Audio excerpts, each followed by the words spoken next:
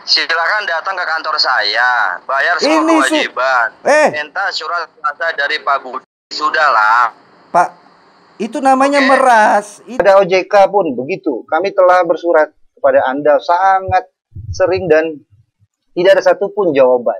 Karena Anda diam, Anda sebenarnya bukan petugas hukum. Saya ke polsek nggak nih? Ya sudah. Enggak. Kita ke polsek nggak sekarang? Ya sudah, silakan monggo. Ikut ke polsek. Biar jelas. Siapa? Ikut abang saya itu. Siapa nama Pak itu?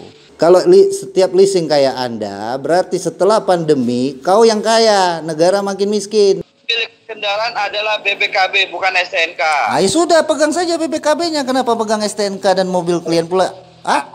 Di mana nggak ada kewajiban, di situ haknya nggak bisa digunakan. Siapa bilang? Gugat ke pengadilan atau bawa sita jaminan dari pengadilan. Jangan kau angku.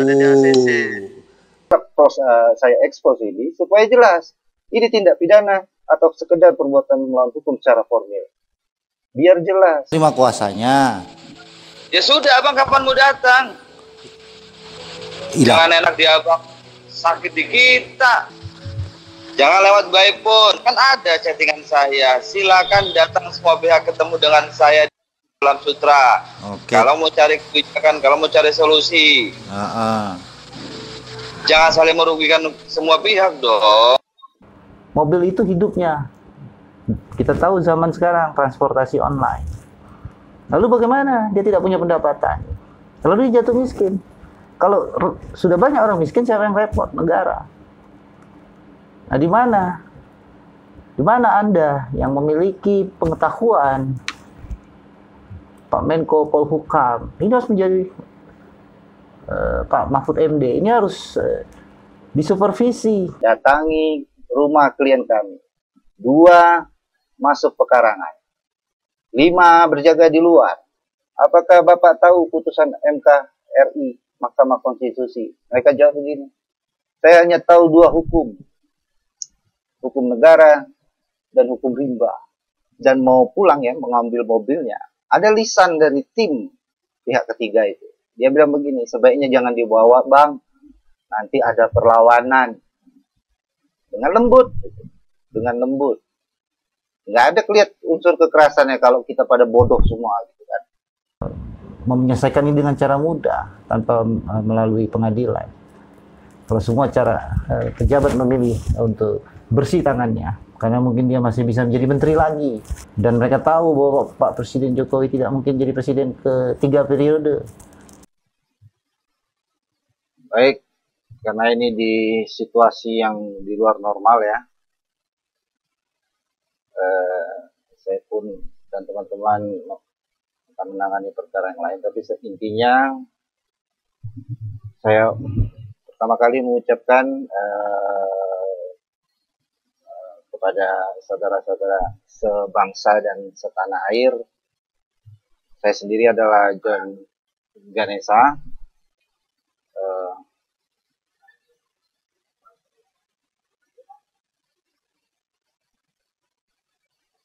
Tim advokasi PDKP Babel untuk negosiasi debitur terdampak pandemi COVID-19. Saya pun adalah para legal. Bahkan saya ingin nunjukin kartu paralegal saya yang terdaftar di BPHN, masih aktif, dan saya adalah kepala badan paralegal dari PDKP Babel sendiri untuk menjalankan misi bantuan hukum bagi masyarakat bagaimana dimaksud dalam Undang-Undang 16 tahun 2011. Saya juga penerima kuasa dari 218 debitur yang kami sebut nanti dengan nama klien kami. Saya akan menampilkan video nanti di dalam acara ini. Acara Sian Pers itu menunjukkan perkembangan yang kami alami yang perlu diberitahukan kepada pemangku kebijakan, pemerintah Republik Indonesia, seluruh perusahaan, tapi lebih tepatnya pimpinan-pimpinan perusahaan pembiayaan, dan termasuk seluruh kepala kolektor atau tim mata elang yang mengambil jasa, masih membiasakan jasa-jasanya Mari kita lihat apakah mata elang masih dapat dilakukan. Ya, ini mata elang ini ada kegiatan pengintaian terhadap debitur, rumah debitur dan keluarganya. Sehingga saya dapat kemukakan seluruhnya di sini bahwa sejak awal tim advokasi ini bukan saja simpel bekerja, kami bertujuan untuk memastikan bahwa penanganan pandemi COVID-19 ini harus ramah terhadap perlindungan hak asasi manusia. Karena kami begitu risau sekarang dengan peristiwa yang saya anggap ini tidak dalam budaya hukum atau penyelesaian hukum yang ada di Indonesia. Bayangkan, walaupun ada kepolisian di daerah tempat yang akan saya expose ini, petugas itu diam saja. Mereka menunggu terjadi dahulu tindak pidana terwujud, barulah seakan-akan mereka dapat bertindak. Nah, oleh sebab itu saya ingin ini kita pelajari betul-betul, dan sangat penting setiap Kapolda, menurut saya, ya kami kan lembaga bantuan hukum, maka kami memberi arahan agar bisa melihat video ini dan apa yang harus dilakukan. Kepada OJK pun begitu, kami telah bersurat kepada Anda sangat sering dan tidak ada satupun jawaban. Entah surat Anda telah kami terima, OJK kami menyurati atas nama debitur. Mereka menceritakan, mereka meminta perlindungan Anda. Nah, sehingga saya melihat pidato jengkelnya Pak Presiden Jokowi, karena memang benar, para pejabat ini masih bekerja dengan suasana normal. Tidak ada sense of crisis. Jika hal ini dibiarkan ya, praktek-praktek penarikan objek jaminan secara paksa dan nanti kita akan buktikan, maka pasti akan sebanyak orang bertambah kehilangan pekerjaan. Karena sekarang unit kendaraan itu adalah mata pencaharian. Ini sense of crisis. Tidak bisa kita menunggu terwujud tindak pidana itu. Baru kita, umpamanya begini, terjadi dulu kekerasannya baru kami bisa turun. Saya pikir itu tidak sense of crisis.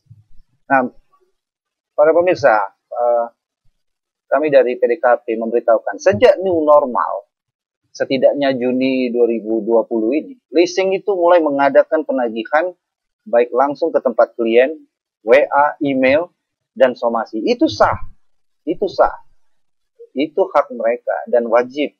Karena mereka juga berhak untuk menyampaikan pernyataan lain. Tetapi kalau sampai menggunakan jasa mata elang, atau mengintai, atau memberhentikan di jalan, dan nanti Anda lihat di dalam video saya, maka kami ingin mengkonfrontirkan bagaimana hubungan antara perbuatan itu dengan hukum pidana yang berlaku di negara kita. Nah, sekarang pertanyaannya, video ini untuk apa? Demi kepentingan 218 klien kami. Artinya, video ini bukan hanya untuk mengekspos satu yang terjadi kepada satu klien, tapi ini berpotensi terjadi kepada seluruh klien kami. Artinya saya sedang berbicara untuk demi dan atas nama kepentingan umum. Seluruh debitur kini resah melaporkan pada kami bahwa mereka harus bagaimana, uang pun sudah tidak ada. Nah, kami ingin mengekspos kepada Kepolisian Republik Indonesia. Mari kita lihat, pertaruhannya ada satu. Baik. Dalam tayangan saya ini, saya minta kegiatan mata elang dan cara-cara seperti itu, mengintai kediaman debitur dan keluarganya, mencegat kendaraan di jalanan, menyewa jasa preman yang tidak mengerti hukum. Tidak ada lagi penarikan paksa, bujuk rayu, pembodohan. Nah, jika ini tidak segera ditindak secara hukum pidana, maka pasti pilihannya adalah debitur akan kami sarankan menggugat perbuatan melawan hukum yang dilakukan kreditur di pengadilan negeri secara perdata. Sungguh omong kosong pilihan seperti ini. Karena biaya persidangan acara perdata itu mahal dan terlalu lama. Sementara kendaraan tetap disita. Bagaimana mereka bisa? Jadi segera proses perkara yang saya expose ini supaya jelas ini tindak pidana atau sekedar perbuatan melawan hukum secara formil. Biar jelas. Ini upaya apa yang, apakah, ingat kita semua sudah punya putusan Mahkamah Konstitusi. Kita ungkap semua dan perhatikan, dan bagi para pemegang tanggung jawab, siapapun akan kami hadapkan untuk menyelesaikan persoalan ini. Kejadian ini di Tangerang. Ceritanya, leasing memberi kuasa kepada pihak ketiga, ya, mendatangi rumah klien kami. 2 masuk pekarangan. 5 berjaga di luar. Sebagai penerima kuasa, saya bicara dengan mereka. Bahkan video call. Jadi saya kenal semua orang-orangnya. Anda tahu, mereka bawa begini, kertas begitu ya.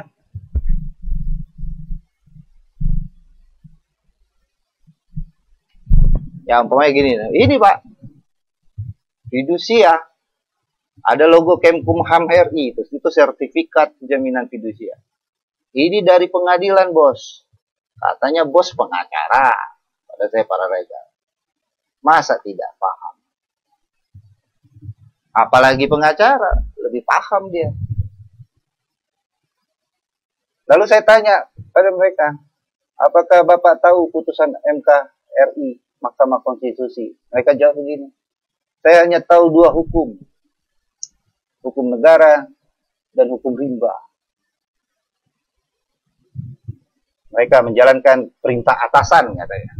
Tetapi bagaimanapun, saya ingin menyampaikan, saya merasa lebih nyaman bicara dengan mereka. Karena mereka pun sebenarnya tahu betapa mengerikannya pandemi corona itu. Karenanya kami bisa sepakat bahwa kita bertemu dengan pemberi kuasa mereka, yakni kepala kolektor dari leasing ini. Rupanya, kepala kolektor tadi memerintahkan agar mereka berhasil mengajak klien kami ke kantornya. Baik, sebelum saya ingin pasti, Pak Firman, apakah suara saya jelas? Pak Firman, beri tanda jempol. Nanti saya ngoceh-ngoceh atau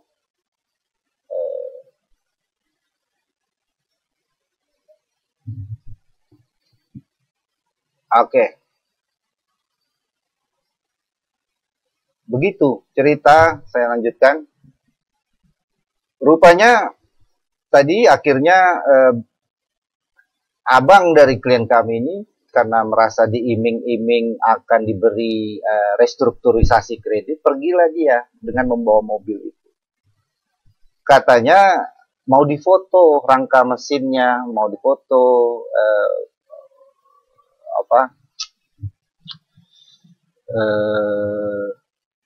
Oke, terima kasih membantu saya untuk ini.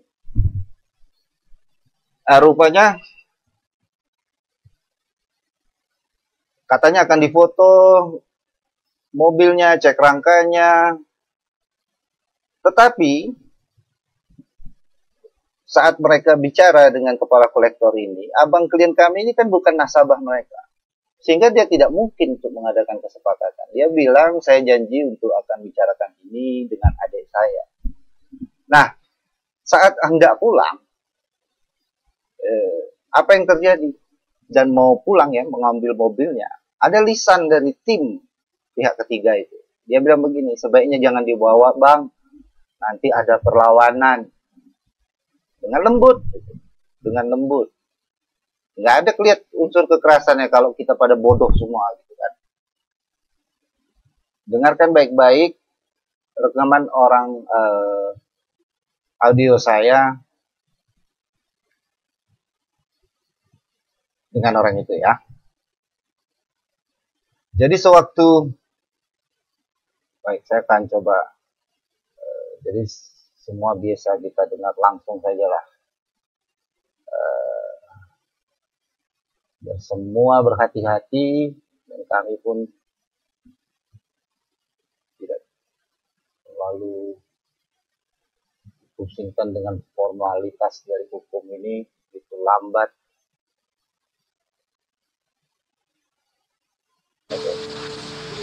Halo. Halo, dengan siapa nih?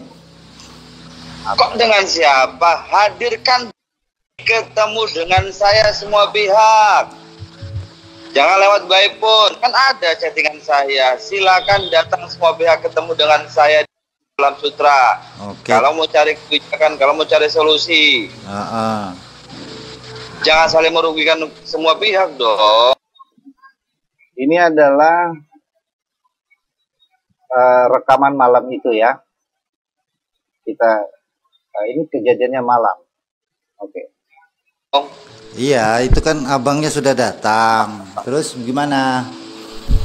Saya dengar itu mobil STNK-nya di mana? Siapa saya mau nanya? Yang menjadi nasabah siapa? Pak. Ya sudah, saya nggak ada urusan dengan abang ini. Saya penerima kuasanya. Ya sudah, abang kapan mau datang? Jangan enak di abang, sakit di kita. Oke. Jadi Pak itu mau pulang. Dan saya sarankan langsung ke Polsek ya. Silakan. Oke lah. Percuma ngomong sama Anda nih. Oke lah. Oke. Jangan dihalangi ya. Oke. STNK di mana? STNK. STNK. Saya tunggu jam berapa? STNK. Pak Fuad itu person. Bisa saya laporkan orang kayak Anda ini. Anda itu orang. Ngerti nggak? Ngerti nggak orang? Barang siapa? Jadi tolong jangan, saya dari tadi baik-baik. Kasih itu STNK-nya. Emang pihak sama baik? Bukan, tadi Anda itu STNK di siapa? Ada di pihak Baik, saya akan berurusan dengan pusat. Anda tidak punya kemampuan hukum untuk bicara dengan saya. Oh, sama seperti abang. Tidak ada kemampuan hukum untuk berbicara dengan saya. Makanya jadi tidak usah dihalangi. Ya abang jangan menghalangi, ya kan, tim kita untuk bekerja. Apa tim apa? Tim kekerasan. Mana ada tim kekerasan? Baik, saya buktikan. Abang itu pulang dengan baik-baik ya. Mana STNK-nya serahkan. Siap. Saya ke Polsek nggak nih? Ya sudah. Enggak. Kita ke Polsek nggak sekarang? Ya sudah, silakan monggo. Ikut ke Polsek. Biar jelas. Siapa? Ikut abang saya itu. Siapa nama Pak itu? Saya nggak ada urusan dengan Pak. Kontrak kita di Pak Budi. Nah, saya pengen jelas juga supaya. Tapi biarlah begini. STNK-nya tolong dikembalikan. Dan saya tanya. Aset Pak Budi atau mobil sih? Baik. Bapak tahu fidusia artinya? Kepercayaan. Bapak pegang BPKB-nya. Saya tanya, BPKB-nya masih ada nggak? Nah, ada nggak? Hey, BPKB-nya ada nggak? Itu milik siapa BPKB-nya? Itulah fidusia. Bapak pegang BPKB-nya, klien kami pegang mobilnya. Sekarang kutanya, BPKB-nya ada nggak? Kendaraan itu BPKB apa STNK? Terserah Bapak, BPKB Bapak yang pegang. Ya kan? Ya artinya apa? Selama BPKB masih di pihak AC, selama itu itu adalah aset AC, betul? Betul. Lalu Bapak ngerti nggak? Bapak ngerti nggak tentang fidusia? Kepercayaan diberikan. Tapi sudahlah, kita udah sabar. Milik kendaraan adalah BPKB, bukan STNK. Ya sudah, pegang saja BPKB-nya. Kenapa pegang STNK dan mobil klien pula? Di mana nggak ada kewajiban, di situ haknya nggak bisa digunakan. Siapa bilang? Gugat ke pengadilan atau bawa sita jaminan dari pengadilan? Kita buang-buang waktu. Lah nggak bisa, demi keadilan itu buangkan uang waktu. Keadilan itu sepanjang masa, bro. Dengan Bang Joni, wasting time, buang-buang waktu. Saya juga banyak kliennya, Pak. Sudah, assalamualaikum. Ya, saya ingat betul nama ini ya. Kalau ada apa-apa terhadap mobil itu pertama kali lah Pak Fuad yang saya ini. Sini pun rec, lalu di sini play.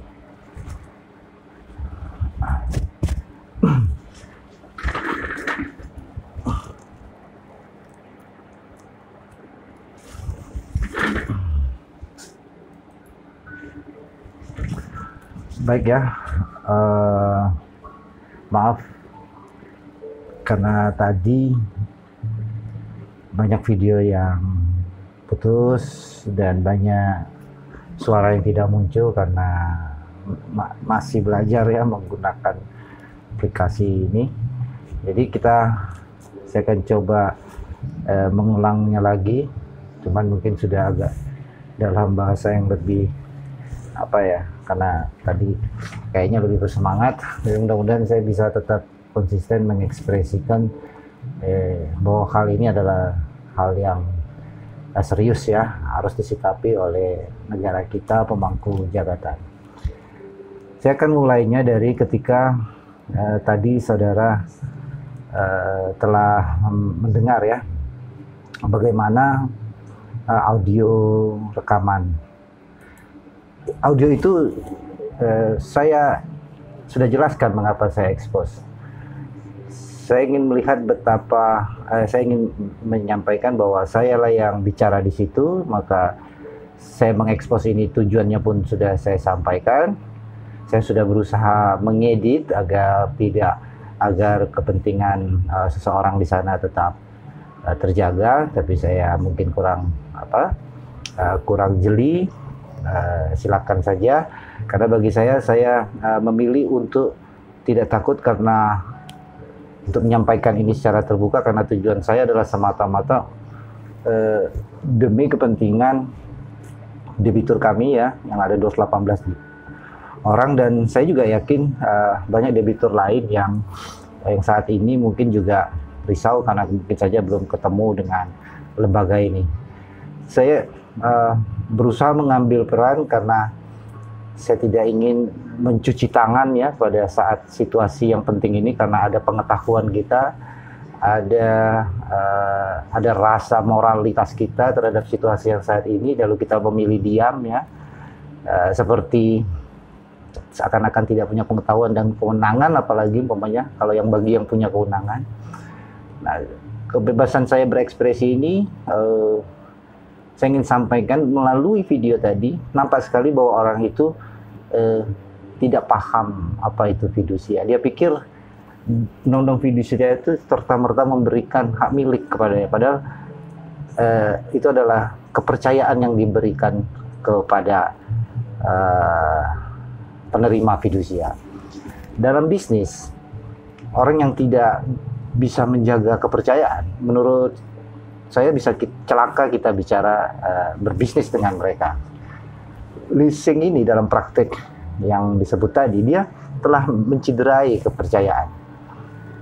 Mungkin kalau seandainya badan hukum dari leasing ini bisa bicara ya, logo perusahaan itu, kantornya yang megah, sejarah pendiriannya, mungkin saya tidak baca. Dia kecewa dengan petugas ini. Saya nggak tahu apakah itu terjadi pada pimpinan-pimpinan leasing. Karena Anda dengar sendiri tadi malam kan di dalam audio itu bagaimana sebenarnya pemberi fidusia percaya kepada leasing ini. Mau diapain pun kekayaan itu, BPKB itu, apa untuk ekspansi modal bagi leasing itu, semuanya itu sudah kepercayaan. Sehingga pertanyaannya, mengapa mereka memperlakukan debitur dengan kekuatan sebelah pihak, menghalangi mobilnya untuk diambil ya, untuk dipakai, menyebut one prestasi sepihak, padahal sudah ada aturannya, one prestasi itu haruslah dalam kata sepakat. Nah, teman-teman, karena dalam audio tadi pada malam itu abang klien saya ini, kami itu sendiri ya pada malam itu, saya minta ia mencari tempat yang terang dan banyak keramaian. Ia harus ingat anak istrinya, karena dia juga sebenarnya pasti punya ya emosi, tapi agar tidak terjadi perkelahian atau bentrok seperti ya, kekerasan. Syukurlah solidaritas driver online di Tangerang datang mendampingi abang ini. Saya minta mereka memilih melapor ke Polsek Serpong Tangsel, dan saya minta perhatian kepada Polsek Serpong Tangsel atas video ini ya. Saya minta mereka untuk melapor ke sana dibanding melakukan pertaruh nyawa ya demi melawan dari tim suruhan leasing itu. Karena menurut saya kita harus menang dalam perkara ini. Kalau kita mengadakan aksi massa dengan memberi tekanan, menurut saya menanglah dia ya. Kita dikalahkan karena orang angkuh ini akan mendapat applause gitu ya, akan mendapat sanjungan dari pimpinannya bahwa dia melepas mobil itu karena tertekan oleh massa. Saya pikir itu sebuah kekalahan bagi kita. Kita harus percaya demi yang lain juga bahwa tidak perlu mengumpul massa-massa, tapi hukum akan bisa belajar dari kejadian ini dan kita sudah ekspos ini terbuka kepada masyarakat. Nah, pergilah mereka ke leasing ya, ke kantor Polsek Serpong Tangsel. Saya waktu itu bicara dengan SPKT yang ada di situ. Saya minta apakah Anda bersedia mendengarkan saya, walaupun saya menerima kuasa jauh dari Tangsel, dari di Bangka Belitung, apakah saya memberikan pembukaan, supervisi tentang situasi ini, ditanggapi gitu ya. Dan kita tujuan datangnya adalah bagaimana mendapatkan pendampingan atas kepentingan abang dari klien kami ini untuk mengambil mobilnya. Lalu saya serahkan kepada SPKT itu untuk silakan memeriksa laporan dari abang klien kami ini. Siapapun SPKT yang menerima telepon saya berharap laporan ini disampaikan, ditinjau dan diselesaikan nantinya sejak setelah peristiwa yang akan saya ekspos ini. Besoknya saya sebenarnya masih berkeyakinan mobil itu akan kembali atau akan dikembalikan dengan baik-baik. Saya memberi waktu 1 kali 24 jam bagi leasing tersebut untuk mengembalikannya ya. Saya akan putar ya. Tetapi sudah sampai pada waktunya, saya telepon lagi-lagi kepala kolektor ini. Saya ingin Anda dengar ya bagaimana isi dari pembicaraan gitu ya. Mana dia? Itu timmu kan? Nah, itu tim kamu. Jadi kau urus dulu masalah. Itu sudah saya urus, dengerin. Enggak, sebentar. Mereka itu sudah tidak ada di kantor. Laporannya sudah di Polsek. Bagaimana? Yes. Nah, jadi di situ mereka itu tidak ada lagi di kantor. Ini kan sudah besoknya ya. Nah, saya itu protes di situ. Saya kan di Bangka Belitung. Bagaimana saya menjamin?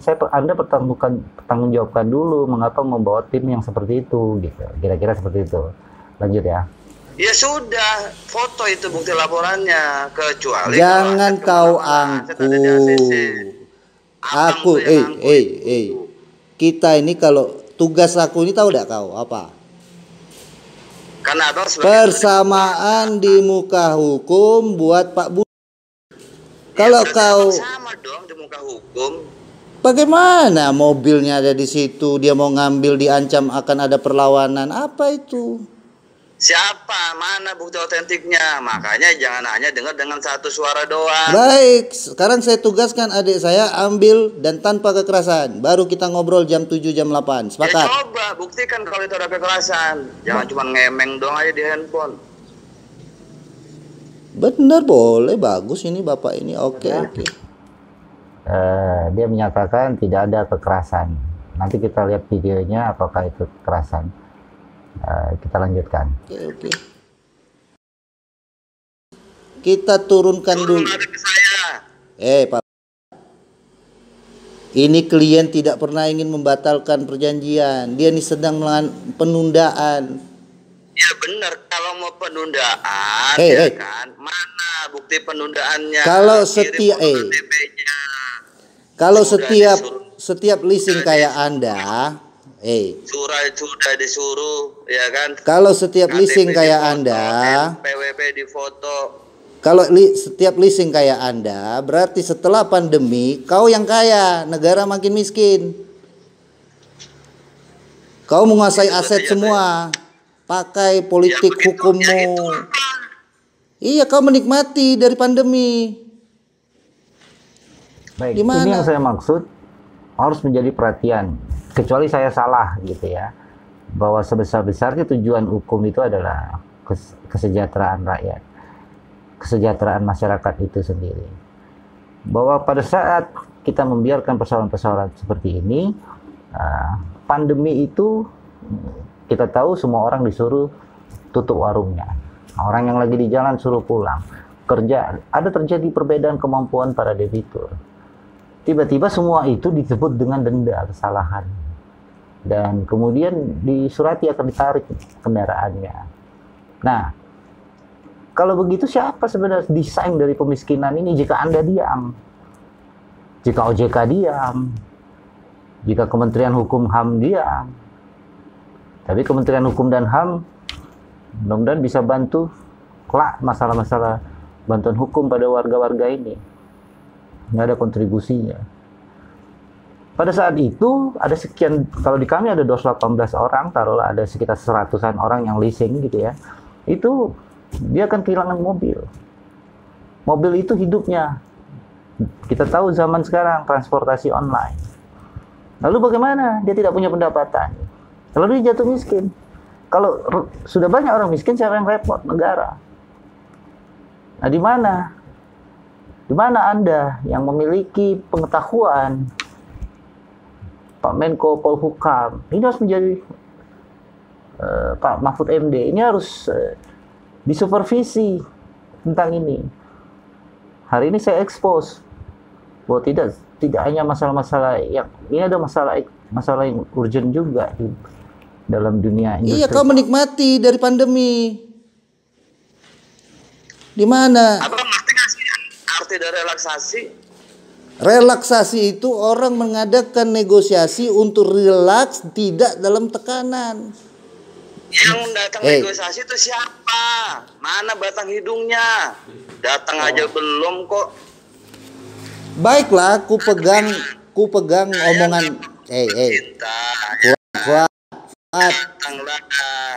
Siapa ini namanya nih? Apa ini namanya nih? Ini apa sih? Kepala manajer cabang apa gimana nih? Ya kan? Ini apa? Karena apa? Semua customer ACC itu berbondong-bondong datang. Saya ada 35 klien ACC, ada 35 klien ACC. Ya, abang mau bilang ada 35, intinya yang berhadapan dengan saya itu tidak ada sampai detik hari ini. Klien abang itu. Begini, kita selesaikan dulu. Saya mau bicara dengan Anda. Kan tadi saya sudah bilang, sebentar lagi 1 kali 24 jam, oke? Ya sudah, tidak apa-apa. Ya terserah, sekarang aku sebelum 1 kali 24 jam, aku akan ambil mobil. Dan kalau terjadi kekerasan, tetapi tidak berminat. Artinya apa? Ya memang menghindar dong customernya. Pak Fuad, kita ini sudah bersurat dari bulan April. Anda ini orang ketiga. Sebelum Anda ada Bastian. Sebelum Bastian ada orang lagi. Ya artinya kalau abang merasa sudah bersurat dengan Bastian atau siapapun, berarti kan nggak ada solusi.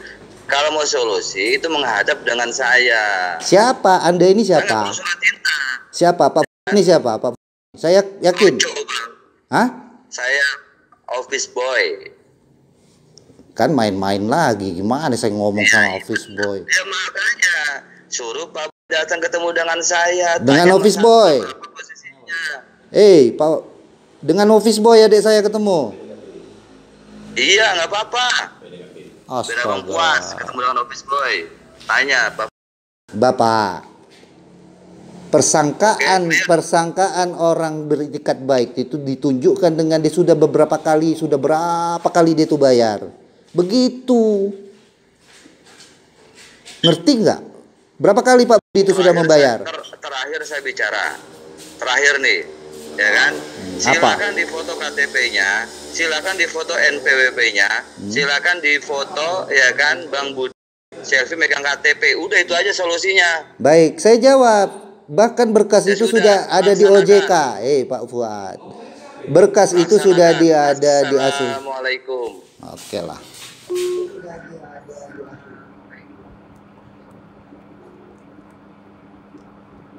Baik, sudah didengar tadi ya, bahwa seakan-akan dia hanya cuma minta KTP, foto ini, foto itu gitu ya. Nanti kita lihat video aksinya di lapangan.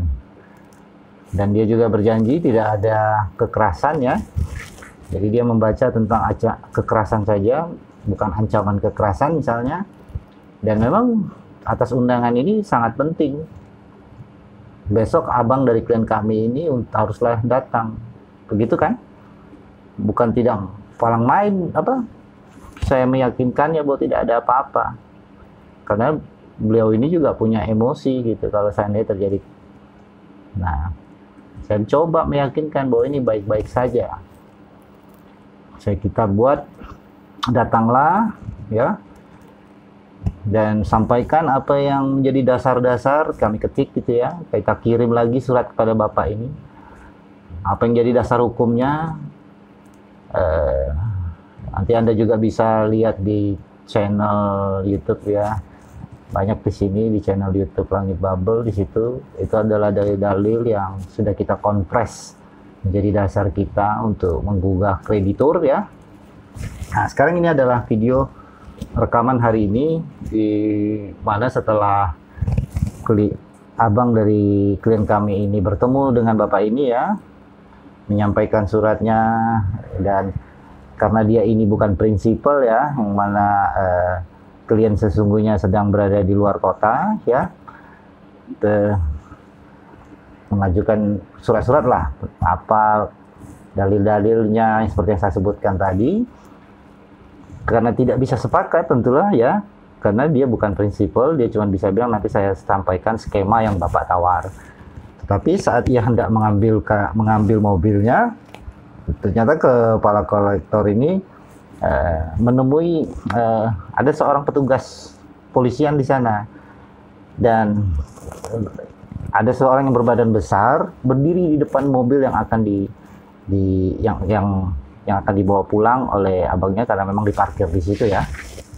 Nah, dia seperti menghalangi gitu di depan kap gitu ya, kap mobil, seakan-akan dialah pemilik kendaraan itu, atau saya tidak mengerti misi lainnya.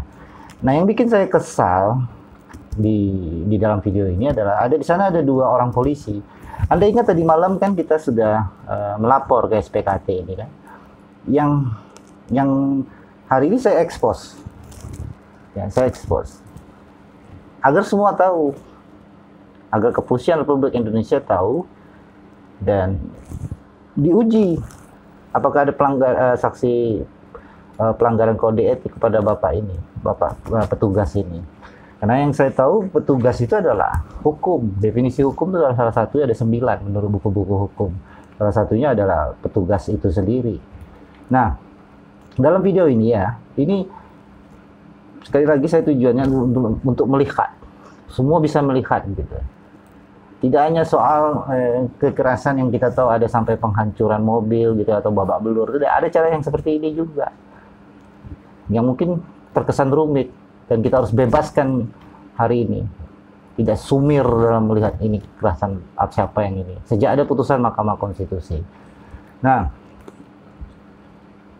artinya maka saya bingung kalau masih kita mendiamkan ya hal-hal seperti ini. Wajar jika Presiden Jokowi jengkel ya. Setidaknya jika Anda para pejabat punya tafsir lain, saya punya tafsir begini gitu. Bahwa Presiden Jokowi ini jengkel. Karena semua pejabat yang punya wewenang pengetahuan gitu, itu bekerja normal. Ini normal. Anda dengar tadi keterangan waktu kita tunggu terjadi kekerasan baru ini. Nggak ada sense of crisis. Nggak ada sense untuk memediasi momennya, untuk mempelajari, membuka dokumen apa yang ada yang salah di sini, tidak. Tunggu terjadi dulu kekerasan itu, bentrok. Nah, jika hal ini dibiarkan, maka ada perasaan sakit hati atas rasa keadilan itu bagi yang paling lemah. Siapa yang paling lemah di sini?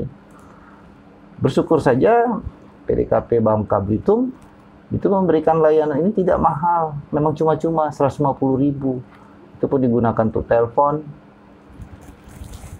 mendatangi kantor leasing yang ada di sini untuk mendapatkan informasi apakah itu sama secara nasional.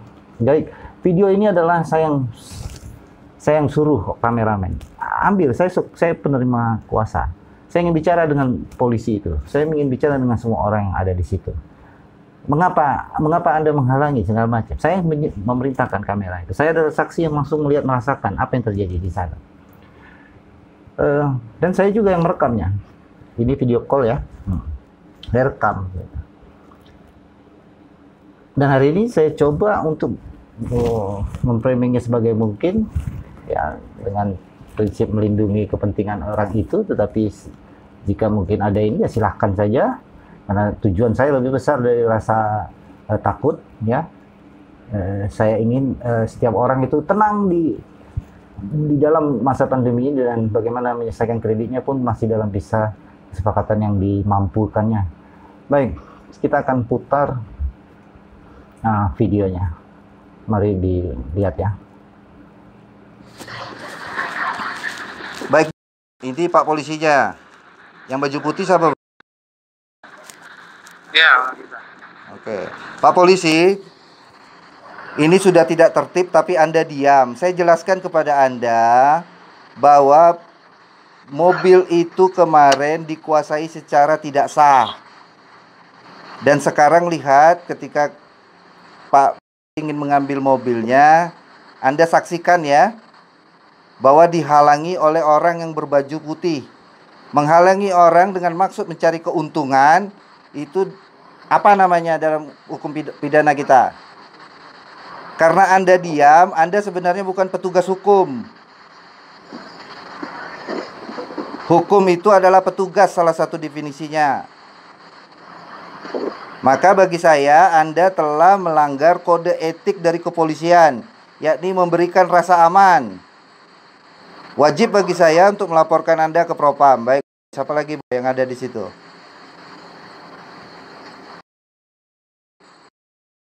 Pak lagi. Pak, saya berharap Anda ngerti hukum. Dan saya salut dengan kemampuan Anda memanage kepolisian.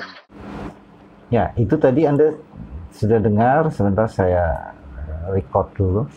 Nah, Anda dengar sendiri ya. Situasinya saya gambarkan begini. Sebelumnya abang klien kami ini telah berusaha menjelaskan kepada petugas berpakaian polisi itu bahwa semalam dia sudah datang ke sini, dia pikir itu adalah bala bantuan kepadanya ya. Ia berulang kali meminta untuk bapak itu tahu dan mendengarkan duduk perkaranya, bahwa mereka itu mau mengambil mobil itu. Dan saya sendiri minta tunjukin ke ini, karena saya penerima kuasa, sah saja untuk bicara dengan kepolisian yang ada di situ, karena kita menganggap petugas itu kan hukum, kita mendahului petugas itu, tapi dia lari. Dia bilang, malah dia bilang jangan adu domba saya ini hanya menjalankan tugas ketertiban umum. Nah Bapak, makanya disinilah yang saya ingin didudukkan biar clear semua. Saya bilang bahwa ketertiban umum itu sudah mulai terancam, ini akan ribut. Nah, apa yang harus dilakukan? Saya berharap sebenarnya bisa dilakukan sesuatu lah, karena klien kami ini memberitahukan bahwa dia sudah ke polsek tadi malam. menjelaskan duduk persoalannya. Mari kita ulang ya, kita ulang video ini supaya juga saya. Mobil itu kemarin dikuasai secara tidak sah. Dan sekarang lihat ketika Pak ingin mengambil mobilnya, Anda saksikan ya, bahwa dihalangi oleh orang yang berbaju putih. Menghalangi orang dengan maksud mencari keuntungan, itu apa namanya dalam hukum pidana kita? Karena Anda diam, Anda sebenarnya bukan petugas hukum. Hukum itu adalah petugas, salah satu definisinya. Maka bagi saya, Anda telah melanggar kode etik dari kepolisian, yakni memberikan rasa aman. Wajib bagi saya untuk melaporkan Anda ke Propam. Baik, siapa lagi yang ada di situ? Nah, itu tadi maksud saya, bahwa saya berharap, karena kan saya ini di Bangka Belitung, dan layanan ini sah saja untuk dilakukan saat social distancing. Kita sekarang rapat pakai telekonferensi bisa kok gitu. Kita bisa bertanggung jawab melalui media elektronik ini karena sudah ada undang-undang ITE. Nah, saya ingin bicara semudah mungkin, semurah mungkin memberi bantuan hukum kepada masyarakat. Itu ide kami, ide organisasi kami. Nah, sekarang kebetulan negara kita juga mulai melakukan itu. Nah, harusnya kan dia memanggil atasannya. Ini ada kayak gini-gini gitu ya. Apa benar anak ini sudah melapor gitu? Seperti itu harusnya yang saya harapkan. Atau mengajak para pihak untuk ke Polsek biar terungkap. Atau memediasikannya, ternyata dia memilih diam. Ya ini yang saya maksud, framing saya melihat kekesalan Pak Jokowi itu ya seperti ini. Bukan mengadu domba, Pak. Tidak mungkin. Jika bukan begitu maksud Pak Jokowi, maka apa? Kalau semua memilih diam ya, semua memilih tidak punya peran ya, semua memilih pada undang-undang memberi wewenang pada dia agar mengurus rakyat, tapi memilih diam, menunggu chaos terjadi, lalu untuk apa kita ini? Atau umpamanya ada seorang dokter yang memilih bekerja dengan tenang gitu ya, tidak perlu digugat secara lalai, karena umpamanya waktu membedah orang masuklah jarumnya ke dalam lalu merasa tidak perlu dipidana gitu ya. Jadi kenapa? Semuanya kan harus bisa mengambil peran untuk minimal mungkin tidak ada kelalaian dan kesalahan. Itu termasuk saya juga hari ini. Jika Pak Jokowi mempertaruhkan proses politiknya di masa depan, saya juga sedang mempertaruhkan seperti apa saya akan dimasalahkan mungkin dalam video ini. Enggak itu domain saya. Saya ingin kami yang ada di Bangka Belitung ini bisa menyelesaikan melalui video ini, bisa mensupervisi penegakan hukum untuk meminimalkan kos dari hukum ini yang biasanya terlalu tinggi. Nah, sekarang kita perhatikan video selanjutnya ya, dari lanjutan dari dari video ini. Kita lanjutkan.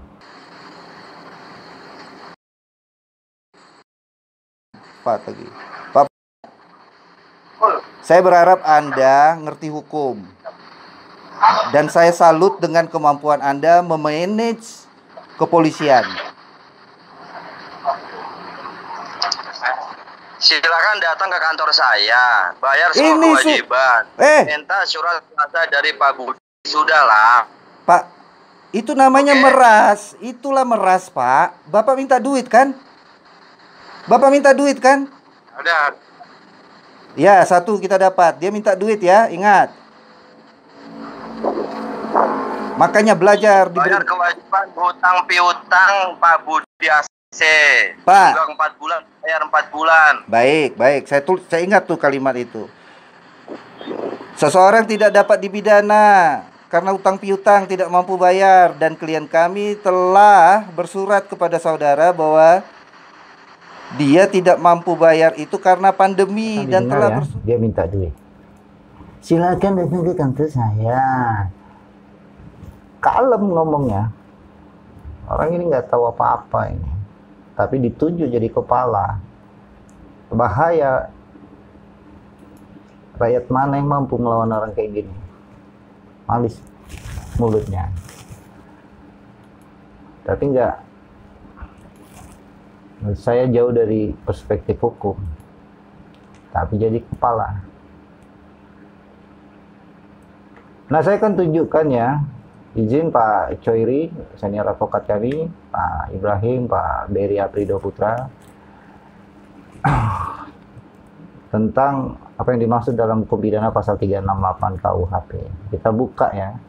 Kita buka di dia. Sebentar. Mana. Oke. Oke, di dia. Ini ada. Oke, apa ini? Ada apa? Choiri ya, pandemi sudah cukup mengancam nyawa, lalu kenapa kalian hendak mengancam kesejahteraan? Ya, begitu narasi advokat publik ya. Nah, pasal 368 KUHP, silakan dibaca tuh. Bahwa barang siapa dengan maksud untuk menguntungkan diri sendiri, kan begitu ya, silakan dibaca, atau orang lain secara melawan hukum. Saya langsung kupas saja. Tapi saya silakan dulu pada teman-teman yang ingin membacanya. Mudah-mudahan tidak terlalu kecil ya. Nah, di situ tertulis barang siapa. Ya. Nah, dengar. Tadi kan di awal audio tadi saya sudah sempat bilang, Pak, Bapak itu right person. Bapak itu orang. Bapak itu barang siapa. Maksud saya itu, Pak, Bapak itu cuma orang di mata hukum. Bapak itu nggak kebal hukum, cuma orang, cuman yang namanya orang di muka hukum, sudah bisa dijerat. Begitu maksudnya. Cuman orang, bukan apa sesuatu. Orang apa ya, makhluk halus gitu ya, nggak bisa dicari-cari. Cuman orang di mata hukum. Makanya saya mendalilkan itu, mengingatkan dia.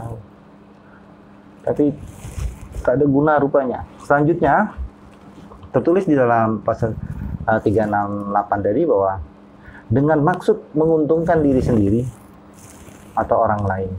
Jadi Anda semua mendengarkan bahwa ia meminta uang. Ya,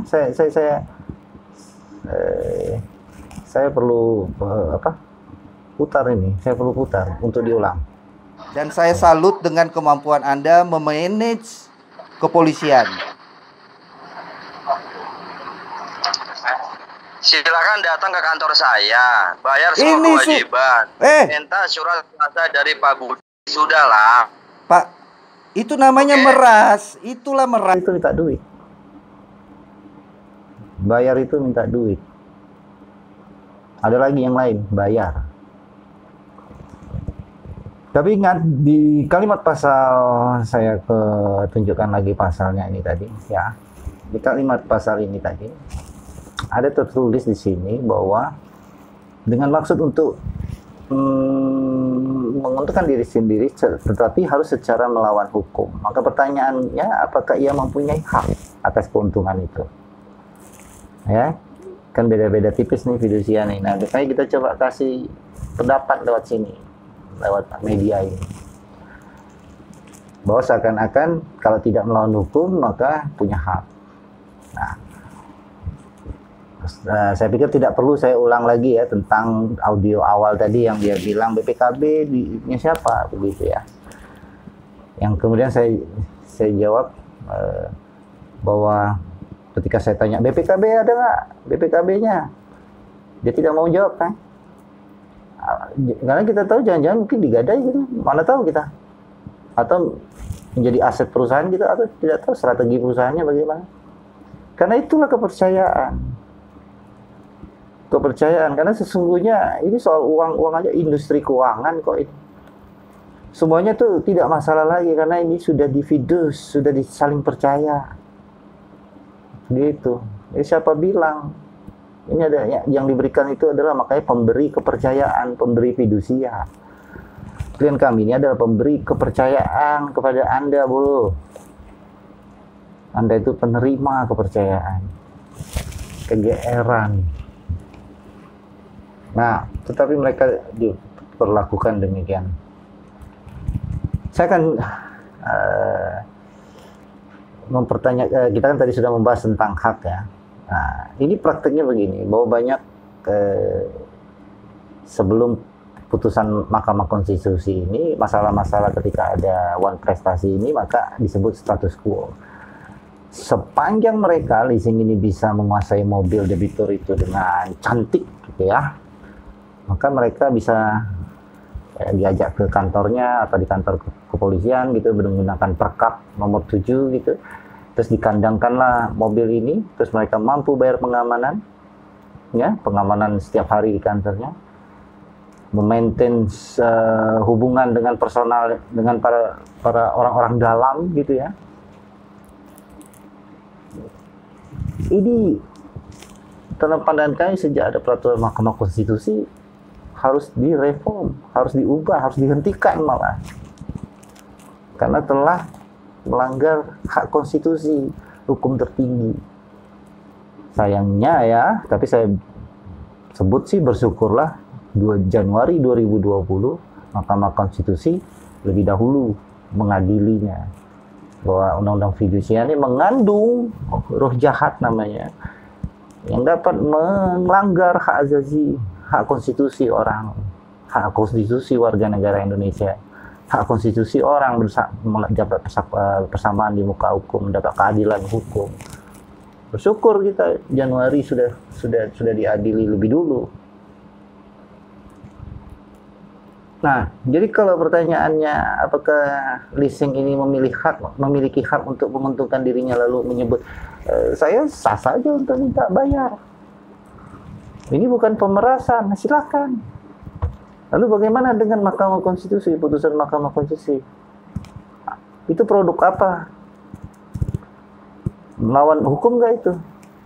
Mahkamah Konstitusi bilang ya ada penarikan secara tidak sepakat itu. Nanti kita bongkar ya. Nah, saya ingin sebentar saya ingin tampilkan ini sedikit tentang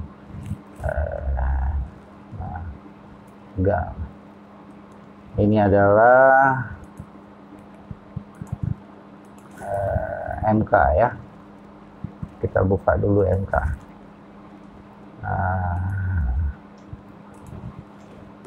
Baik, nah ini dilihat. Nah, ini adalah MK ya. Putusan Mahkamah Konstitusi. Lihat di situ. Ya, sebentar. Kita harus berterima kasih nih kepada Apri Dewi ini, Suri Agung Prabowo ini ya.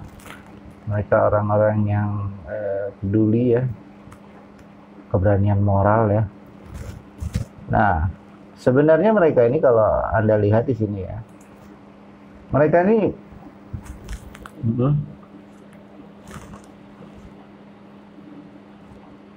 tuh lihat itu dalam pokok perkara yang mengabulkan ya gugatan konvensi mereka, dalam esensinya, dalam pokok perkaranya ya.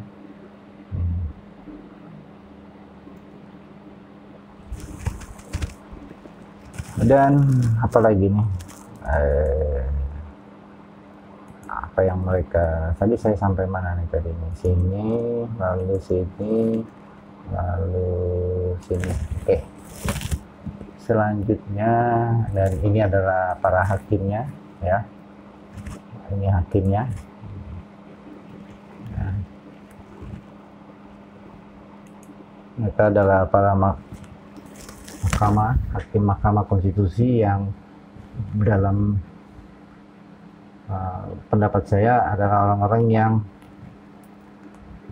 pada 20 Januari 2020 telah lebih dahulu ya mengadili sebelum pandemi itu ya, niat jahat pandemi itu, keburukan yang ada di dalam pandemi corona itu, dia dapat berpotensi melakukan pemiskinan di atas hukum kontrak gitu ya. Tapi sudah diadili dulu oleh mahkamah. Begitu saya menarasikannya ya. Baik, apalagi Nah, sebentar. Nah, Mahkamah Konstitusi ini apa yang diadilinya ya? Kita buka ini ya. Oke. Nah, Mahkamah Konstitusi mengadili. Nah, paham mengadili? Itulah yang saya maksud tadi, bahwa Undang-Undang Fidusia pasal 15 ayat 2 ini diadili oleh Mahkamah Konstitusi karena mengandung suatu norma atau nilai yang berseberangan atau bertentangan dengan maksud-maksud atau tujuan-tujuan atau serapan nilai yang ada di Undang-Undang Dasar 1945. Kalau kita baca di situ, eksekusi yang terjadi di dalam praktek tadi ya, ini kan intinya eksekusi ya, itu tidak bertentangan ya dengan Undang-Undang Dasar. Sepanjang begini kira-kira ya, kalau kita baca, apakah Anda sama membacanya dengan saya, bahwa pasal 15 ayat 2 Undang-Undang Fidusia ini kira-kira begini. Dia mempunyai kekuatan hukum mengikat, ya, dia mengikat gitu. Jika dimaknai eksekusi terhadap ya, jaminan fidusia yang ada kesepakatan tentang cedera janji prestasi. Jadi harus sepakat dulu tentang cedera janji. Nah, klien kami ini kan sudah bersurat, dia menyatakan tidak setuju dia dinyatakan cedera janji karena sebagaimana di dalam 1243, 1245, 1244, 1245 KUH Perdata menyatakan diperkenankan untuk membuktikan bahwa keadaan ini adalah di luar tanggung jawabnya, yang singkat katanya adalah overmah. Nah, dia sudah bersurat, dalil-dalilnya pun bukan kosong karena didampingi oleh penasihat hukum. Nah, eksekusinya harus sepakat begitu menurut Mahkamah Konstitusi. Yang kedua, debitur pun harus menyerahkan objek itu secara sukarela. Jadi ada dua hal di situ yang diadili dulu, sudah diadili oleh Mahkamah Konstitusi. Lalu bagaimana dengan ayat 3 ya? Ayat 3 kita lihat. Nah, ini ayat 3. Oke. Sebelum kita lihat ayat 3 ini, ada baiknya kita buka Undang-Undang Fidusia. Mana Undang-Undang Fidusia ini? Oke. Nah, silakan dibaca. Ini adalah Undang-Undang Fidusia. Di situ ada pasal 15 ayat 3 ya. Apabila debitur cedera janji, penerima fidusia mempunyai hak menjual benda yang menjadi objek jaminan fidusia atas kekuasaannya sendiri. Begitu mengancam sekali memang kalau kita baca ayat 3 ini. Apabila debitur cedera janji, penerima fidusia mempunyai hak. Ya, ini kan persis banget yang terjadi dalam video kita. Dia bilang, ini Bapak sudah tidak bayar sekian. Ini maka saya mau jual, saya punya hak untuk menjual, ya kan gitu ya. Nah, bos, kayaknya tanya dulu lawyernya, ya, apa yang disebut di dalam peradilan ini, putusan Mahkamah Konstitusi itu apa? Melawan hukum nggak tuh seperti dalam pasal 368 KUHP tadi? Ayat 3 ini menyatakan bahwa ya,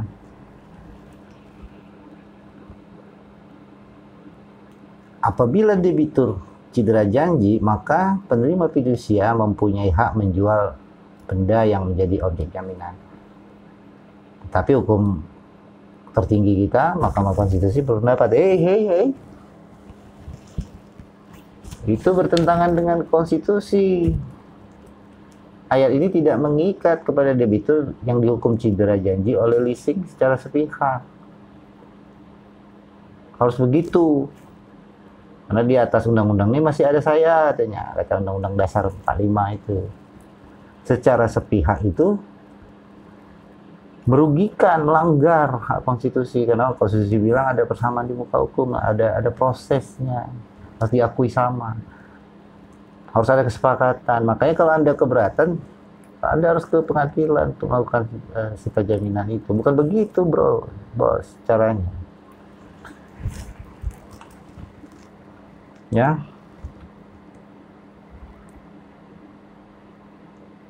Kalau kita lihat lagi, sebentar, ya. Mari kita dengar lagi video lanjutannya ya. Ini Saya berharap Anda ngerti hukum.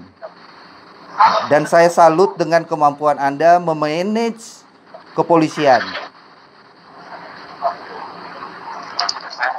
Silakan datang ke kantor saya, bayar semua Ini kewajiban, minta surat kuasa dari Pak Budi. Sudahlah. Pak, itu namanya meras. Itulah meras, Pak. Bapak minta duit kan? Bapak minta duit kan? Udah. Ya, satu kita dapat. Dia minta duit ya, ingat. Makanya belajar. Bayar kewajiban hutang piutang Pak Budi AC. Pak. Juga 4 bulan, bayar 4 bulan. Baik. Saya ingat tuh kalimat itu. Seseorang tidak dapat dipidana karena utang piutang tidak mampu bayar, dan klien kami telah bersurat kepada saudara bahwa dia tidak mampu bayar itu karena pandemi, dan telah bersurat berkali-kali, dan kami telah mengirim surat. Anda saja tidak tahu. Pak, saya ingatkan ini, unsurnya udah terpenuhi. Anda minta uang dengan mengirimkan orang yang berbaju putih itu menghalangi. ya. Nah, saya ingin menjelaskan kepada agar kita sama-sama belajar ya dari situasi ini, dan kalau begini dibiarkan di seluruh Indonesia pasti banyak yang akan tidak aware terhadap permasalahan ini, sehingga harus ada semacam protokol atau aturan khusus untuk menanggapi ini jika masih gamang tentang putusan Mahkamah Konstitusi itu. Nah, kalau kita baca di pasal 368 tadi yang saya sudah tunjukkan. Oke. Nah, ini dia. Nah. Oke, mana dia? Baik, ini dia ya. Di dalam 368 ini ada unsur kekerasan dan ancaman kekerasan. Nah, teori tentang ancaman kekerasan ini sebenarnya bisa kita lihat di pasal 335 ya. Nah, ini pasal 335. Oke. Terlihat bahwa kekerasan dan ancaman kekerasan, kita fokus saja pada ancaman kekerasan, itu terkandung pada perbuatan-perbuatan yang memaksa orang lain supaya melakukan atau tidak melakukan. Begitu ya. Sebenarnya ketika membuat orang tidak melakukan sesuatu, itu sudah ancaman kekerasan. Nah, dalam video ini klien kami, kawan-kawannya itu kan telah menghidupkan mesin mobil dan jalan, lalu datanglah seseorang berdiri pura-pura tidak tahu gitu, tapi kalau ditabrak orang itu pasti melapor begitu ya. Maka bagaimana menurut Anda? Pendekatan ancaman kekerasan itu ada pada kegiatan yang dimaksud dalam pasal 335 ini. Nah, saya akan tunjukkan Anda hal yang funny ini, lucu ya. Semoga saya tidak dilaporkan secara pidana ya atas gambar ini, tapi malah mudah-mudahan diajak menikah gitu. Ini. Oke. Nah, ini dia. Itu ada mobil. ya kan? Ada cewek cantik, ya, izin Tribun Timur. Nah, saya ingin simulasi. Ini juga menghalangi, ya, menghalangi. Tapi dalam video ini kan setelah menghalangi ada minta uang, kan begitu. Nah, dalam video ini juga mungkin minta uang, tapi untuk honorarium sebagai sales promotion girl mungkin, atau model gitu ya. Sama aja, tapi tidak bisa disamakan. Ada lagi nih, biar tidak tegang mikir-mikirnya. Oke, nih. Nah, ini bahaya nih, pasti marah nih nanti. Nggak apalah, mudah-mudahan nggak dilapor aja ke urusan pidana ya. Memasang foto orang gitu ya, tanpa izin. Tapi saya membutuhkan foto ini, Shirley Oktari, itu menggambarkan beda antara dihalangi ya dengan yang terjadi dalam peristiwa ini. Ini.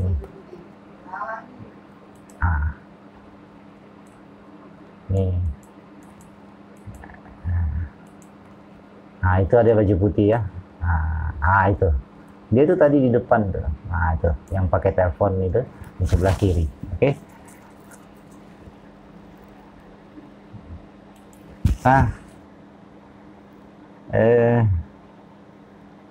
apa bedanya dari simulasi saya tadi? Kalau ini melihat dihalangi cewek begini, ya mungkin nggak timbul rasa takut gitu. Karena di dalam pengertian tentang ancaman kekerasan itu, kalau kita gunakan undang-undang teroris namanya, ya, ini katanya di ayat 4 tuh Anda baca, ancaman kekerasan setiap perbuatan secara melawan hukum. Tadi melawan hukumnya udah kita jelasin ya, ada peraturan Mahkamah Konstitusi, nggak boleh. Yang menimbulkan rasa takut.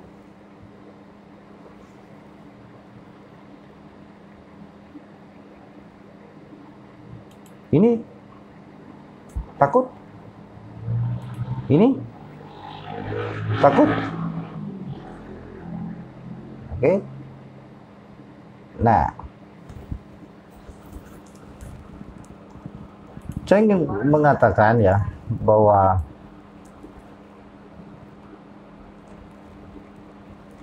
terwujudnya perasaan takut itu ketika kawan dari abang klien kami ini, ketika dia menghidupkan mobil lalu ada orang di depannya besar badannya, dia mau maju tetap dihalangi, akhirnya dia turun karena dia takut. Oke, kurang nyata karena terpaksa turun, dan yang paling penting lagi dia meninggalkan mobilnya. Padahal itu harusnya kebebasan hakikinya untuk bisa mengambil mobil itu, jalan seperti biasa, tapi ini terpaksa meninggalkan. Kalau terpaksa itu bisa salah satu adalah bentuk dari wujud nyata rasa takut. Nah, begitu bro. Dan saya berharap dengan video ini tidak ada kebingungan bagi pihak kepolisian untuk tidak menunggu kekerasan terjadi. Orang-orang seperti ini orang-orang seperti ini saya rasa tidak bisa hidup damai, tidak bisa hidup di masyarakat damai maksud saya. Dia akan selalu membuat risau masyarakat. Orang-orang yang seperti ini sebaiknya mendapat pembinaan. Diadili dulu perbuatannya sih memang. Ya, makanya kita berharap polisi tidak mengabaikan laporan expose kami ini ya, tentang kemana unsur-unsur itu ya. Dan kalau Anda lihat lagi ya di dalam video ini ya, dia sudah minta uang. Udah nggak apa-apa. Semoga kita bisa berdamai dengan dia nanti. Dengan dia menyembah-nyembah kita, biar. Siapa lagi? Siapa lagi? Sudah. Mana kawan-kawan kita? Mana Ada kawan? kita di depan dulu ya. Hah? Nunggu di depan dulu. Baiklah. Minum. Baiklah. Mana kawan-kawan kita? Coba kawan-kawan kita. Ada. Mana coba wajahnya? Oke, terima kasih teman-teman. Jadi kalian adalah saksi, polisi bisa diam saja ketika rakyat mencari keadilan. Siapapun yang memperhatikan ini, Anda tahu mengapa kawan-kawan saya tadi meminta cepat pulang? Karena saya dengar di situ kok. Mereka tuh melihat gerbang mulai ditutup. Mereka takut mobil mereka juga dikandangin. Mereka mendengar pembicaraan si kepala kolektor itu dengan orang yang berbadan besar itu lagi sedang memanggil bala bantuan. Ya, saya kenal siapa yang dipanggil ya, karena saya sudah video call dengan mereka. Dan saya screenshot gambar mereka. Tapi seingat saya sudah mampu ngobrol asik dengan mereka. Ya. Tetapi teman-teman ini kan tidak. Mereka mendengar bakal ada bala bantuan. Mereka tuh ingin cepat-cepat pulang. Karena menghindar. Itu perasaan takut. Hah? Nunggu di depan dulu. Baiklah. Minum. Baiklah. Mana kawan-kawan kita? Coba kawan-kawan kita. Ada. Mana coba wajahnya? Oke, terima kasih teman-teman. Jadi kalian adalah saksi, polisi bisa diam saja ketika rakyat mencari keadilan. Itu kalian saksiin. Ini teman-teman juga. Oke. Oke, jalan. Oke lah ya. Baik. Enggak. Terima kasih Tom. Terima kasih. Oke, coba hari ini tunai sudah. Aku siapin laporan-laporan ya, oke? Kalian pulanglah ngopi-ngopi dan baik-baiklah. Kunci mobilnya. Ada di depan. Oh, coba ambil gambar. Udah. Ambil gambar mobilnya, coba dari situ, coba foto. Apa? Nggak dengar. Gambar mobil di foto dari situ. Oh. Coba foto dari situ, suruh dari situ aja lah. Unitnya ini. Nih. Kemarin parkir di situ enggak? Iya, di sini. Oh, di sini ya. Berarti tidak berubah ya? Iya. Oke lah. Baiklah. Iya. Pulanglah dengan baik-baik, kita selesaikan nih lewat secara jalur ini ya. Oke. Oke ya? Oke. Sampai sini dulu yang kita sudah aksi lah sedikit. Ya. Oke. Tadi yang ditelepon sini siapa, Pak? Itu sel yang orang. Nah, kita udah selesai. Enggak. Dapat ininya. Kalau itu nggak usah lah kita ladeni ya. Ada mereka sedang Tadi ada bagian yang saya edit ya. Di situ ada terdengar gitu. Siapa yang mau datang katanya gitu kan. Ya, mereka lagi manggil si Cet gitu. Tapi khawatir nanti bersara ras gitu ya. Saya hapus saja. Tapi intinya akan datang bala bantuan gitu. Saya nggak ngerti kenapa orang-orang seperti itu. Nah, kalau polisi hanya menunggu ketertiban terancam ya, saya kecewa sekali karena lebih baik dia mendengar dari awal apa duduk soalannya kan begitu. Dan memberi pandangan-pandangan. Saya yakin bukan hanya saya aja kok yang tahu tentang itu. Kapolsek pun tahu, Kapolsek. Baik, saya kan tadi ada bicara ya, mungkin teman-teman ada dengar saya bilang begini. Kita dengar dulu. Makanya belajar Bayar kewajiban hutang piutang Pak Budi AC. Pak. 4 bulan, bayar 4 bulan. Baik. Saya ingat tuh kalimat itu. Seseorang tidak dapat dipidana karena utang piutang tidak mampu bayar, dan klien kami telah bersurat kepada saudara bahwa dia tidak mampu bayar itu karena pandemi dan telah bersurat berkali-kali, dan kami telah mengirim. Tadi saya sebut ya, nah ini adalah tampilan dari Undang-Undang Nomor 39 Tahun 99 tentang hak asasi manusia pasal 19 ya. Di situ ada 2 pasal gitu ya. Tidak seorang pun atas putusan pengadilan boleh dipidana penjara kurungan berdasarkan atas alasan ketidakmampuan untuk memenuhi, ya, itu dibaca ya. Apa yang ingin saya sampaikan sebenarnya kepada dia, tapi karena nggak cukup waktu menjelaskan kepada dia ini. Disinilah permasalahannya. Si angkuh pegawai leasing ini meminta klien kami membayar hutang piutang begitu kan, dengan merampas harta klien. Kata merampas ini sudah ditulis-tulis di dalam peraturan putusan Mahkamah Konstitusi. Karena ia dinilai bersalah, tetapi secara sepihak. Saya itu ingin mengatakan begini dalam perspektif tidak hanya tekstual, tapi apa yang terkandung di dalam Undang-Undang Hak Asasi Manusia tadi.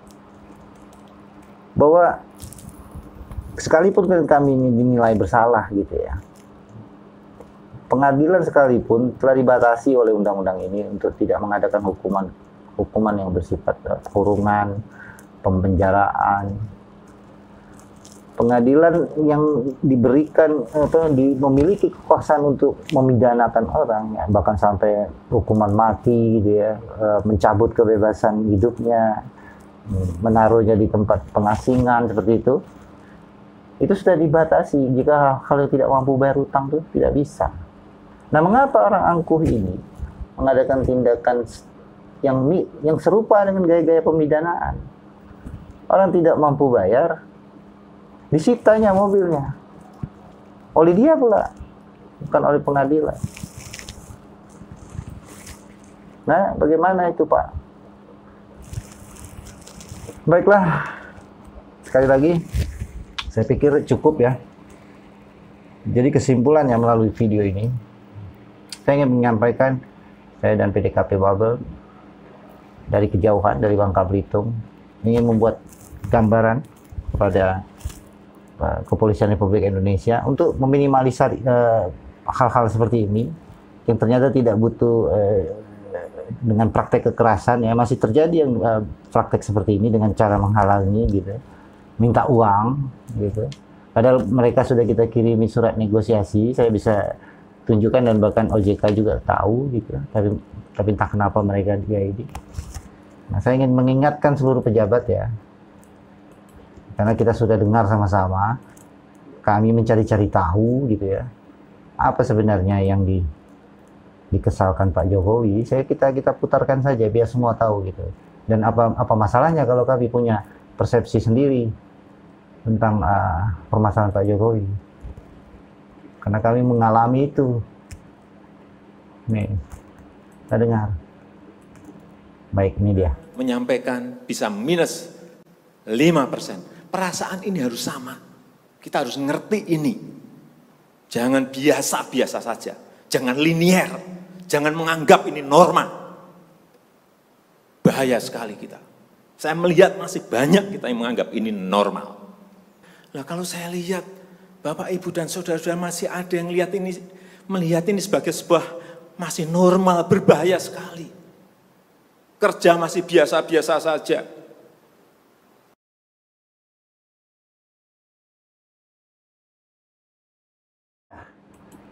Kerjanya masih biasa-biasa saja. Ini udah beresiko pemiskinan, Pak. Bapak OJK, kalau Bapak memilih tangan Bapak bersih, mungkin karena Bapak ingin tetap dipandang baik bagi semua pihak, atau perwira tinggi di kepolisian gitu ya. Ya. Ini menjadi bahaya. Karena kepada siapa lagi kita akan menyelesaikan ini dengan cara mudah tanpa melalui pengadilan.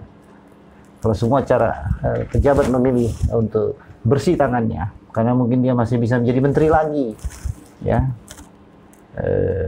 Dan mereka tahu bahwa Pak Presiden Jokowi tidak mungkin jadi presiden ke-3 periode, ya, sehingga tidak perlu lagi populis. Dia bisa mengadakan apa saja yang penting demi tujuan 260 tadi, seperti itu katanya. Ini dilema kita sekarang. Dan kepada teman-teman dan penegak hukum gitu ya. Saya meminjam istilah di dalam buku filsafat. Ada nggak ya?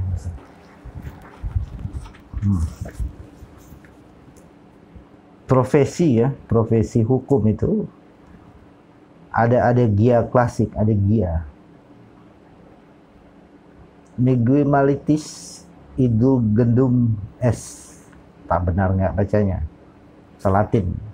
Janganlah kita menyerah pada keburukan. Profesi itu, profesi ya, profesi hukum itu ius es asboni et alqui. Hukum adalah kecakapan menerapkan nilai kebaikan dan kepatutan. Profesi hukum, karena pengetahuannya dan keberanian moralnya, dia harus bisa menemukan kecakapannya untuk melihat. Saya ambil contoh. Oke. Ini penting dan tidak ragu-ragu agar ditiru kepada kepala daerah yang lain ya. Ambil contoh nih, mana dia? Ini Pak Jokowi tadi ya. Sekarang saya akan kasih tahu apa yang terjadi di Bangka Belitung. Nah, ini tentang Gubernur Bangka Belitung. Ya. Ini dia ya. Ini ini Pak Ketua Umum PDKP ini. Oke. Nah, ya. Gubernur Erzaldi minta PDKP Babel bantu warga tidak mampu negosiasi restrukturisasi kredit. Oke. Nah, ini Pak Gubernurnya. Nah, apa yang terjadi? Jadi, PDKP ini mendapatkan lebih dari 60-an orang warga di Bangka Belitung yang tidak mampu, terdampak COVID, tetapi butuh bantuan negosiasi penundaan prestasi ini. Mereka ditangkap dalam kebijakan Gubernur Erzaldi begini, kita punya perda bantuan hukum. Dia bilang fokus pada memberi bantuan kepada para debitur untuk negosiasi. Untuk negosiasi. Karena dia tahu kedudukan para pihak dalam suatu perjanjian itu biasanya warga ini lemah untuk mendalilkan overmah. Dia tahu bahwa ini tidak mudah untuk membangun negosiasi yang sejajar. Nah, dia berharap dengan dana bantuan hukum ini dia bekerja di luar normal. Dicegah itu terjadi hal-hal yang begitu. Kekerasan-kekerasan itu. Dia inginnya dengan ada bantuan hukum maka berkurang praktek-praktek kekerasan dan bisa orang itu seimbang ya, persamaan di muka hukumnya, kreditur, debitur, untuk dialog. Dasar hukummu apa, dasar ini, kapan kamu akan membayar, semuanya akan lebih enak kalau ada penasihat hukum. Nah, perspektif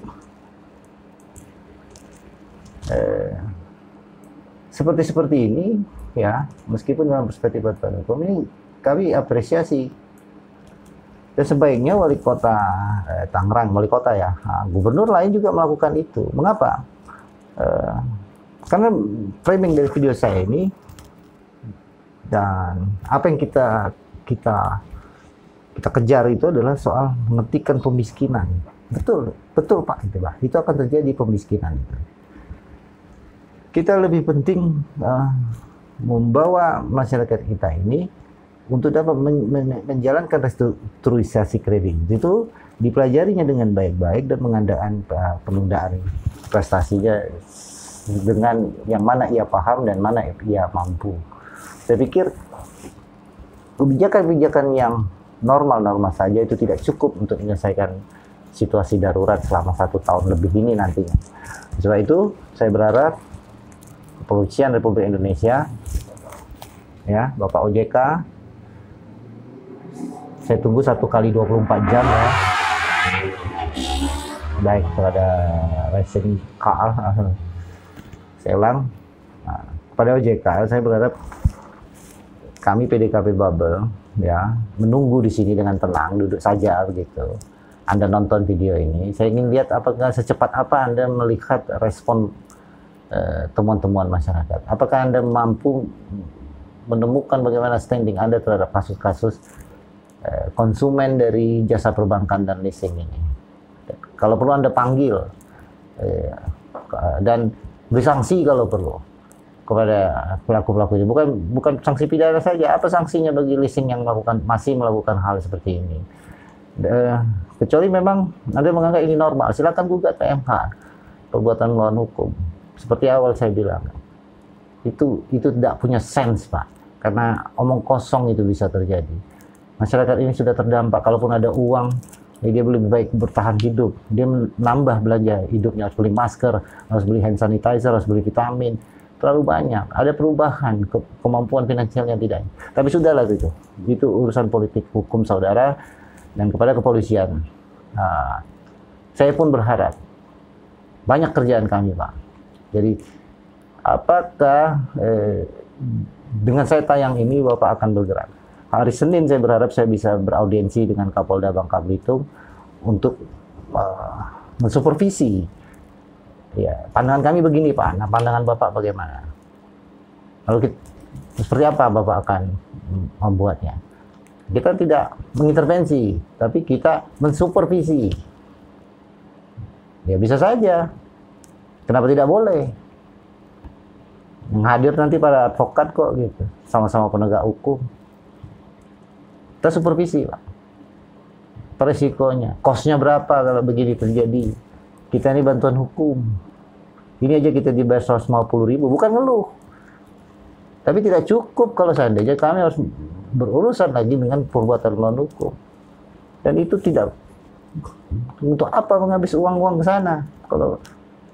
Kalau kita bisa melihat lebih dalam perbuatan-perbuatan seperti ini, mata elang, jasa. Jadi besok kalau ada orang yang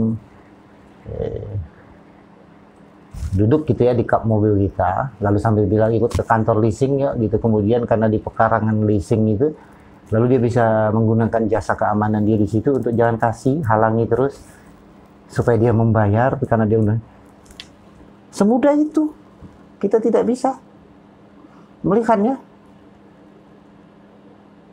Lalu udah seperti apa kita ya untuk semudah itu orang menyitanya, bersembunyi. Ya, ingat, hukum tuh bisa menjadi alat kejahatan. Bisa. Itu teori hukum juga. Jadi yang menimbulkan kejahatan-kejahatan baru itu ya karena hukum.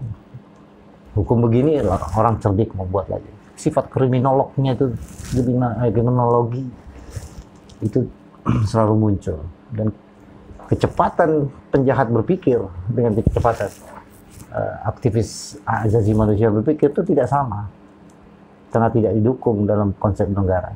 Oke, saya pikir itu aja saja. Mudah-mudahan ya, melalui video ini saya sengaja taruh di belakang, artinya kalau ada yang nonton sampai di ujung berarti dia dengar. Kami berharap hari Senin bisa audiensi dengan Kapolda Bangka Belitung untuk supervisi ini, termasuk menyelesaikan perkara ini dari wilayah Bangka Belitung ya, karena ini seluruh Indonesia akan merasakannya. Kepada kawan-kawan kami atau sekalian kami debitur, saya berharap saat ini saya terpaksa hanya bisa menjelaskan begini ya. Jika Anda diajak, diiming-iming akan ini dapat restrukturisasi, datanglah ke kantor leasing. Saya belum berani jamin ya kalau ini. Hati-hati, jangan parkir di lapangan mereka. Setidaknya seperti itu. Atau mungkin naiklah transportasi online, ojek atau apa untuk ke kantor itu. Ya.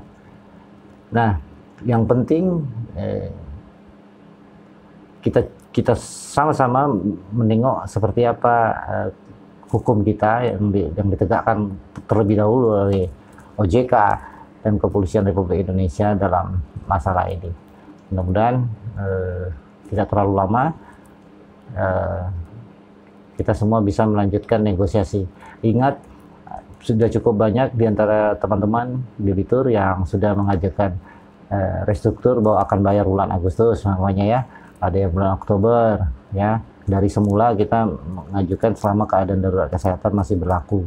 Kita sudah mulai turun dari opsi itu dan menabunglah dari sekarang.